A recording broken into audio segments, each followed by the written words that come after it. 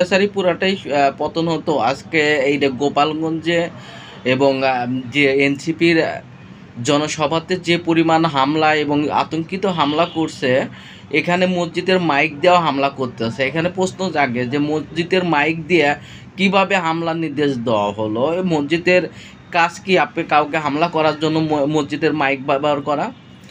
আপনার এনসিপির আজকে হামলা গোপালগঞ্জের অবস্থা দেখে মনে হলো যে সামনে এই যে ফেব্রুয়ারিতে নির্বাচনের কথা ভাবতেছে, সেই নির্বাচন কতটুক আপনি সঠিকভাবে করতে পারবে।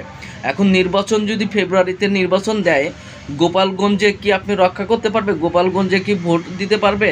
গোপালগঞ্জ, মাদারীপুর, শিববাড়ি বা আপনার খুলনার এইদিকে এই এলাকাগুলো কি নির্বাচন হবে?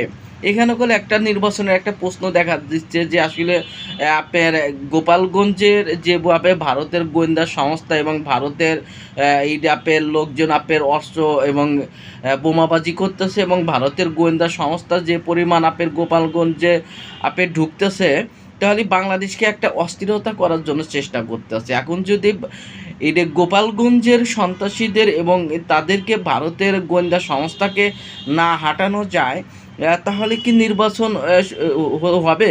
বা এই ফেব্রুয়ারিতে নির্বাচন সুষ্ঠুভাবে প্রয়োগ করতে পারবে?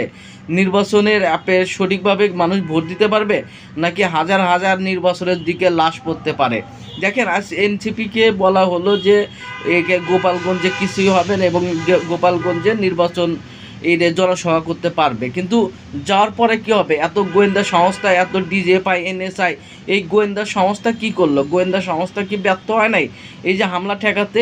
যে গোয়েন্দা সংস্থার কাজ কি খবর এই তথ্য ছিল না যে এনসিপিরা নেতারা এখানে জনসভা করবে এবং আওয়ামী লীগ জড়ো হচ্ছে, আওয়ামী লীগ এখানে হামলা করতে পারে? এখানে কি গোয়েন্দা সংস্থার কাছে তথ্য ছিল না?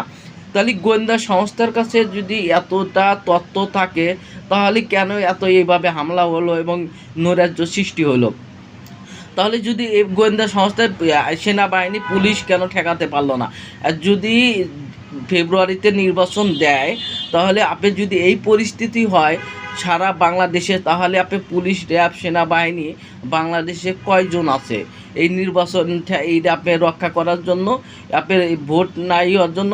এখানে করে একটা প্রশ্ন আসতেছে আসলে নির্বাচন কোন দিকে যাচ্ছে। কারণ আওয়ামী লীগ যেভাবে ঐক্যবদ্ধ হচ্ছে এবং ভারতের গোয়েন্দা সংস্থার মাধ্যমে এবং ভারতের মাধ্যমে আপনার আগামী ডিসেম্বর আসার আগে, ফেব্রুয়ারি আসার আগেই কতটা ভয়ঙ্কর পরিণতি ভোগ করতে হয় বাংলাদেশের মানুষ আপনি বুঝতে পারবে। যে কারণ আওয়ামী লীগ, ছাত্রলীগ, যুবলীগের কাছে অস্ত্র